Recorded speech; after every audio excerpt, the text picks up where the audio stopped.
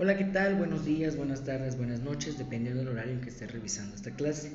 A partir de esta clase vamos a estar trabajando tu segundo bloque, por lo que ya después en la siguiente sesión vamos a trabajar lo que vas a entregar como proyecto y lo que vamos a resolver para que me puedas entregar, ¿vale?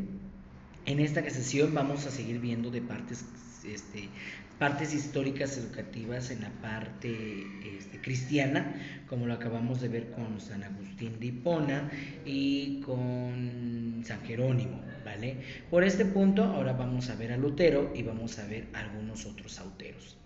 Dice aquí, Lutero, que es el personaje fundamental de esta clase, son los representantes de la mentalidad moderna, los cuales tuvieron algunas reformas pedagógicas que presentaron una relación con el Renacimiento, con la parte humanística y con la parte cristiana. Eso lo vamos a ver. Eso lo vamos a plantear cómo la educación se renomó después de que diferentes autores cristianos y ideológicos de Dios hicieron que la educación se volviera una fe.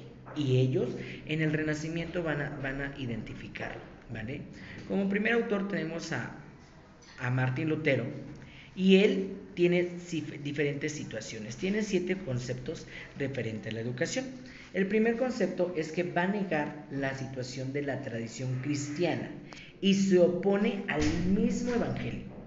Apoya, pero en su momento lo niega, en su momento trasciende la parte cristiana y hace que vuelva a tener un rumbo pedagógico la enseñanza, pero sin dejar de lado algo importante, la fe, y lo vamos a ver.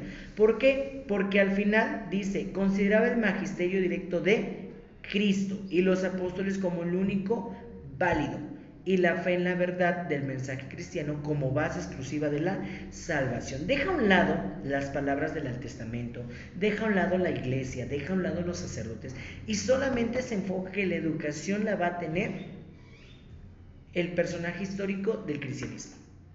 Jesús, Dios, los apóstoles. Y ahí sí seguimos basándonos en la fe. Eso es lo que hace la reforma de la situación pedagógica de Lutero, la fe. Por lo tanto, aquí en el punto 4 menciona que la fe es la confianza en la que se justifica la enseñanza por parte de Dios.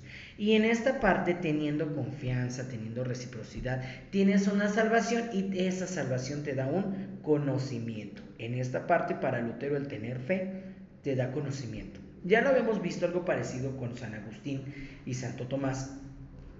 Lutero lo desvaría un poquito más en cuestión de fe, en cuestión de Dios, en cuestión de apostolidad, en la cual simplifica todo lo que habíamos visto con San Jerónimo también para hacerlo más complejo. Y en este punto,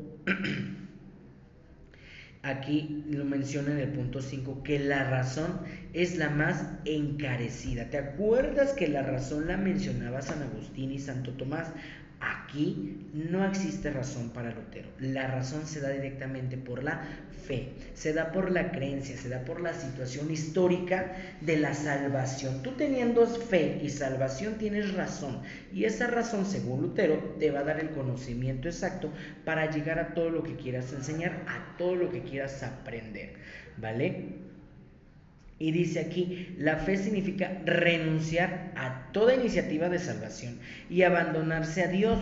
La justificación de la fe despoja todo el valor de las obras meritorias. Entonces, aquí sí, teniendo fe, tienes razón. En el punto que la razón la daba Sócrates, la daba Platón, lo daban los griegos, para Lutero no hay razón. Para Lutero lo único que importa es la creencia, la fe, ¿vale? Y en esa parte la fe la va a implementar para que tú puedas tener una adaptación al mundo, para que tú puedas tener la palabra del Evangelio transcrita en ti, para que puedas tener un conocimiento y ese conocimiento lo vas a difundir. Recordemos, como dice el punto 7, que no cree en la iglesia, no cree en sacerdotes y no cree en los testamentos, no cree. Por lo tanto, solamente lo que él retoma de su teoría es la fe. En esa teoría, ¿vale? Y aquí lo menciona, aquí. aquí ya diferente a las creencias de Lutero, aquí vamos a tener la forma en cómo dio la enseñanza. Bueno, ¿cómo creó su forma de enseñanza a través de la fe? Uno, creó grupos. En esos grupos él daba la explicación que predicaba Jesucristo y sus sacerdotes para tener un conocimiento. Estamos hablando de algo empírico, estamos hablando de algo nada más verbal, ¿vale? Como algo sofista, parecido así como lo hubiéramos retomado en la época griega. Pero despreciaba todo concepto externo referente a conocimientos. Lo despreciaba. Mencionaba que no tenía credibilidad, mencionaba que no creía con la importancia que daban sus teorías, sus conocimientos antecesores. No. Él solamente le importaba la situación de la fe. Y tenía una promoción en la cual daba una parte ideológica popular. En lo que tú crees, en lo que yo creo, es importante porque me va a dar conocimiento. Esa es la historia de Lutero. Porque Lutero se aferra o se enloquece tanto por llegar a tener el conocimiento como el Evangelio lo decía en Jesucristo. Se aferra. Y en ese aferrarse lo menciona a través de fe. Y al final rechaza cualquier metodología, rechaza cualquier pedagogía, rechaza cualquier situación teórica que hable de educación, porque para él la parte verbal, la parte de la oración, la parte de ir pregonando, la parte de ir pregonando cada situación, para Lutero es importante, porque eso es lo que enseñaba la parte cristiana real, la parte primitiva que eso presentaba. Entonces para Lutero esa fue la situación, el que tuviéramos esa parte muy pragmática, en el cual tenías que hablar con la gente, tenías que convencerla como lo hacía Jesucristo y sus discípulos, pero llegando a la fe. Y esa fe pues era más empírico, no tenía una situación de credibilidad, no tenía una comprobación. Hasta el momento solamente decimos que existió y no tenemos tantos antecedentes históricos en decirlo que sí. Bueno, así. Y por lo tanto Lutero se vuelve famoso por fascinarse por la parte de la fe. Por eso es importante en el desarrollo pedagógico, porque desprecia toda cuestión metódica, toda cuestión teórica, y se enfrasca solamente en la fe. Tenemos a alguien más, a Ulrico, y Ulrico este punto lo agarró desde el punto humanístico. Aquí cambia la perspectiva, cambia, y dice aquí: la revelación es un hecho universal y todo lo que se ha dicho de verdadero sale de la misma boca de Dios.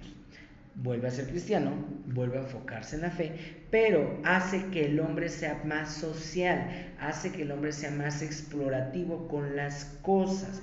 Y un favor, no hablemos tanto de la cristiandad, porque sí rechaza algunas situaciones en este punto, ¿vale? Por lo tanto, el personaje Ulrico, es que me falla, me acuerdo de Rico, el personaje Ulrico, bueno, el primer punto, rechaza toda ceremonia, símbolo o aparato externo de la religión. Estamos hablando de iglesia, estoy hablando nada más de sacerdote, estoy hablando de símbolos de cruces, nada más. Cualquier cosa externa la rechaza. Y dice que el hombre se da a la vida social porque en ella puede realizar acciones positivas justificables. Algo contra Lutero. El hombre puede crear, el hombre puede manipular, el hombre puede hacer porque está bajo el manto divino. Eso es lo que dice Ulrico. A lo contrario que dice Lutero, pues era por fe y todo lo que hacía era por Dios. Bueno, aquí Ulrico menciona que el hombre es el que hace las cosas y el hombre provee lo que va a plantear. Él es el que relaciona lo que está desarrollando gracias a una divinidad, gracias que le dan conocimiento. En esta situación se da la parte social del cristianismo. En esta parte social, pues vamos a tener que hablar de la divinidad. Y en esta parte de la divinidad, Dios, estamos hablando que es teísmo, figura única, nada más. Es el ser es la unidad, es la naturaleza misma. Solamente nos centramos en la divinidad. Y dice el último: el hombre cree porque Dios lo ha elegido. ¿Quién creó al hombre según las escrituras? Dios. ¿Por qué está aquí? Para una misión. Es lo que resaltó Ulrico. Que sí tenemos conocimientos, sí tenemos capacidades, todo porque nos lo brindó nuestra divinidad. Y en esta divinidad sí no está tan adentrado como en la fe, pero está adentrado más en la acción de por qué estás aquí. Porque estás mandado por una obra divina. Y en esa obra divina lo vas a plantear, lo vas a razonar, lo vas a justificar y vas a hacer las cosas como se deben de plantear. Así es como lo marca Ulrico. Y en ese punto menciona que la fe, en este punto ya no es tan extremo como Lutero, ya es más simple. Nos vamos más a la práctica con Ulrico. Y menciona que la fe es una confianza inquebrantable para justificar la cuestión de Dios. No se puede corromper, porque si crees en Dios tienes fe. La segunda parte es que es absolutamente verdadera y que en ella tiene un poder de actuar sobre nosotros. Que la fe actúa a través de tus acciones. Por eso Ulrico menciona que todo lo que hacías estaba justificado, estaba impuesto por la divinidad. Y esa fe da la confianza para tener la espiritualidad, para tener una parte heroica en la parte religiosa. Esa es realidad con lo que planteaba Ulrico. Y así es como tenemos a otro personaje. Bueno, ya hablamos de Lutero, ya hablamos de Ulrico y ahora viene Juan Calvino. Juan Calvino hace mención de los testamentos, hace llegón al fanatismo, hace mención al consagrado, hace mención de las cosas positivas para Dios.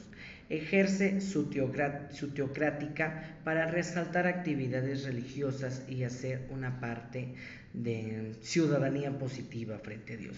En estas cuestiones, los tres resaltan la cristiandad, es realidad como se los ve. Para mi personaje Calvino, aquí, menciona que Dios está presente en las partes de la partitura, en la parte de su escritura. Estamos hablando de los testamentos, más enfocado en la parte del testamento antiguo. En esta parte, en el testamento antiguo para Calvino, menciona que ahí es donde se refleja la verdadera creencia de Dios y que Dios tiene una potencia, un absolutismo, una parte de verdad en todo el esplendor de la palabra y que el ser humano es insignificante para toda la creencia y realidad que hace Dios, ¿vale? Porque Dios es omnipotente. ¿A qué se refiere? Que tiene el poder en absoluto. ¿Y qué es lo que hace si el hombre no es nada? Bueno, nos ayuda a tener prosperidad, nos ayuda a tener bienestar. En ayudarnos a tener bienestar y prosperidades, somos manipulables para tener un fin. Más o menos lo que hacía el rico, porque mencionaba casi lo mismo, que nuestras manifestaciones son gracias a la divinidad. Aquí lo que hace Calvino es no somos nada y que todo es manipulable por esa divinidad. Somos el juguete, somos el títere, la manipulación de nuestra divinidad. Menciona que la fe puede encontrarse en la propia salvación del hombre. Teniendo fe, salvas tu espíritu, salvas tu alma y puedes tener algo importante que es la vida eterna según la cristiandad. Eso es lo que resalta mi autor Calvino en este punto. Pero bueno, a esta parte de los tres autores tan lindos que hablan de la cristiandad tenemos consecuencias educativas. ¿Cuáles van a ser las consecuencias educativas? Bueno, uno, no hay libertad de conciencia y la ideología es sacerdotal.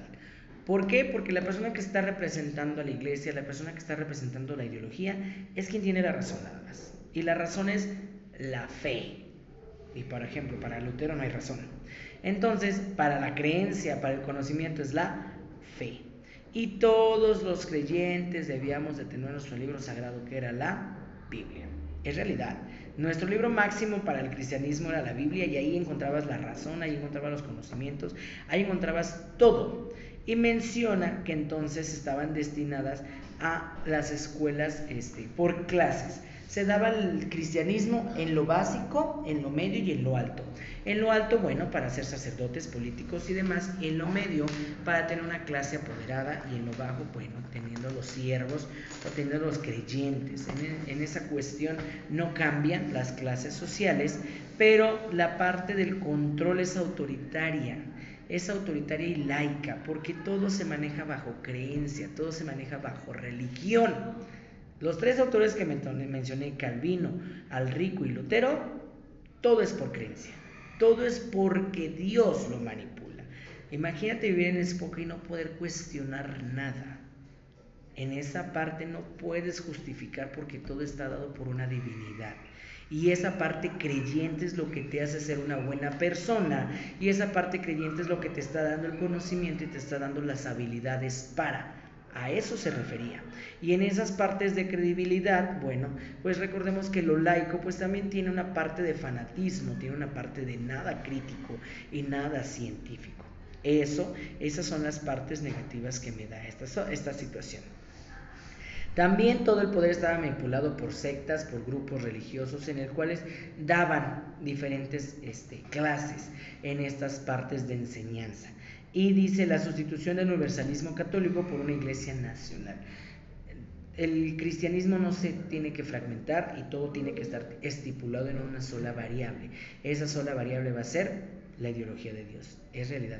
Y se establece que una educación sea mejor ciudadanos, mejor soldados, preparados para la salvación y para el cuidado de la cristiandad.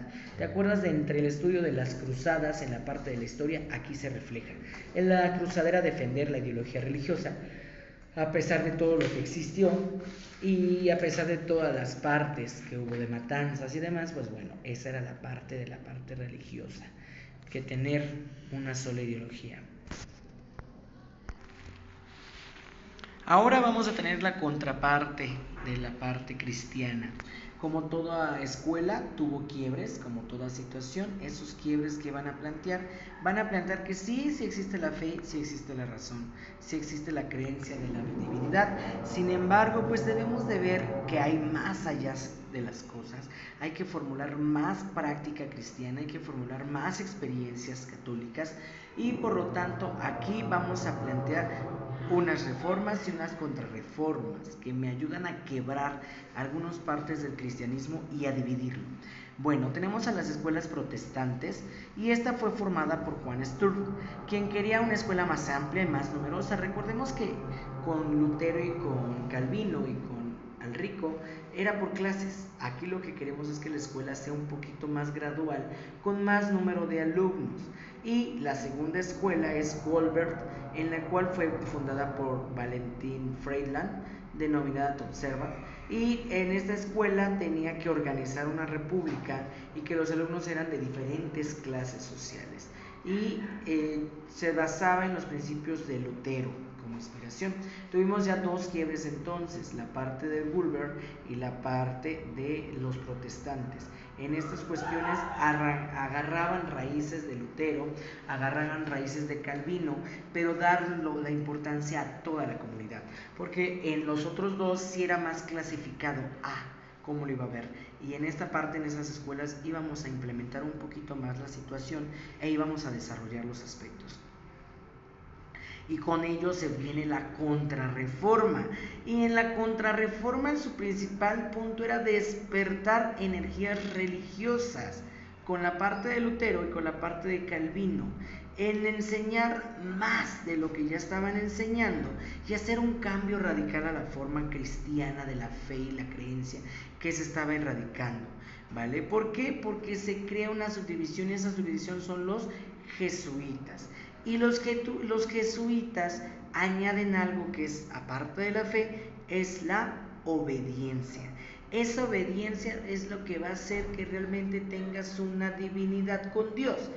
La obediencia estamos hablando que es, no puedes criticar, no puedes negar, no puedes contradecir o manipular la información cristiana que te estoy dando. Sigue siendo un punto muy centrado, muy cuadrado, muy cerrado en el que estás trabajando. Sin embargo, lleva las contrapartes y esta dice que es propagar la fe con misioneros, luchar contra infieles y educar a los jóvenes. Es donde vemos que los jesuitas van predicando su oración en diferentes esplendores del mundo y van erradicando, según ellos, la parte pagana en esta cuestión. Entonces dice aquí que durante ciertos años triunfa el Parlamento para la obra de los jesuitas para poner una situación papal. ¿Cuál es la situación papal? Las escuelas primarias. Entonces se hace una educación básica que ya lo habíamos planteado con, si no me recuerdo, con Calvino o Lutero, por clases, pero ahora sí hay un nivel jerárquico, primaria. Y tenemos que es preparación del violento contraataque católico, del que los jesuitas serían la eterna punta avanzada de la Inquisición y el instrumento de la represión más eficaz. Si te das cuenta, te dimensioné de las cruzadas. Ahora estamos viendo la Inquisición. La Inquisición se dio porque no respetaban las leyes papales, no respetaban la parte religiosa y estaban en contra de. En esta parte no había verdad absoluta más que Dios, más que la fe, más que la situación. Y dice, la educación de los contrarreformas, evolución de ideas humanísticas a la ilustración. La educación contrarreformista mantiene la fisonomía humanística. La humanística la tuvo Calvino, si no mal recuerdas, en las diapositivas que te estoy recordando. Y en este punto, los jesuitas enseñaron secundaria y superior, profundizando conocimientos de psicología humana. Aquí ya los jesuitas trataban de abarcar más el área para poder entrar a la parte política, a la parte religiosa, a la parte total de la iglesia. Apoyaban los modelos de los protestantes y hicieron desarrollos pedagógicos con la espiritualidad, con el punto de la moral, con el punto de la ética. No podían criticar la cristiandad, pero tenían que apoyar ciertas cuestiones que hablaban de la razón y de la fe. En este punto es la división como se estudiaba gramática, se estudiaba física, se estudiaba ética y se estudiaba teología. Era la forma en que se estudiaba en la escuela. ¿Y cuál fue el resultado de esa parte de los jesuitas, de esa parte de la cristiandad? Bueno, fueron buenos intelectuales, realmente, en su área cristiana. Apoyaban la parte de la fe, apoyaban la parte de la gramática, pero dice irreprochable formación disciplinaria, porque solamente era la parte violenta. Todo era con golpes, todo era por sometimientos, todo era con flagelación.